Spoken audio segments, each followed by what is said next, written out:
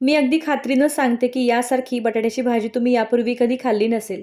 याचं कारण असं, की बटाट्याच्या काचऱ्या किंवा साधी भाजी आपण नेहमीच खातो, पण या पद्धतीने एक मसाला वापरून जर भाजी बनवलीत ना, तर भाजी अतिशय अप्रतिम होते. अशी ही चमचमीत भाजी तुम्ही मुलांना देऊ शकता किंवा प्रवासामध्ये कॅरी करू शकता.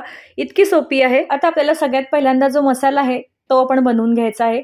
त्याच्यामध्ये जिरे, धने, लवंग आणि बडीशेप, लाल सुक्या मिरच्या घ्यायच्या आहेत. 2 मिनिटं परतल्यानंतर थंड करून हे वाटून घ्यायचं आहे. मिक्सरमध्ये वाटू शकता किंवा खलबत्त्यात सुद्धा वाटून घेतलं तरी चालेल. आता आपल्याला त्याच कढईमध्ये थोडंसं तेल घेऊन मोहरी घालून, मोहरी तडतडल्यानंतर बटाट्याचे कापं घालून थोडंसं परतून घ्यायचं आहे. त्याच्यामध्ये आलं लसणाची पेस्ट घालून थोडंसं परतून मग आपल्याला हिरवे मटार किंवा वाटाणा घालून घ्यायचा आहे आणि याच्यानंतर लाल तिखट आणि जो मसाला आपण जो वाटलेला होता तो 2 चमचे इथं घातल्यानंतर बाकी कोणतेही मसाले घालायची आवश्यकता नाही. हे सगळं परतल्यानंतर आपल्याला थोडंसं पाणी घालून 10 मिनिटासाठी भाजी शिजू द्यायची आहे. भाजी छान शिजल्यानंतर मस्तपैकी आपण ह्याच्यावरती कोथिंबीर घालून सर्व्ह करू शकतो. ही भाजी तुम्ही डब्यामध्ये नेऊ शकता किंवा प्रवासात सुद्धा अप्रतिम लागते.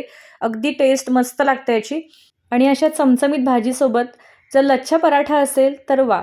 काही बातच और आहे. अतिशय अप्रतिम हे कॉम्बिनेशन लागतं. तुम्ही एकदा नक्की ट्राय करून बघा. धन्यवाद.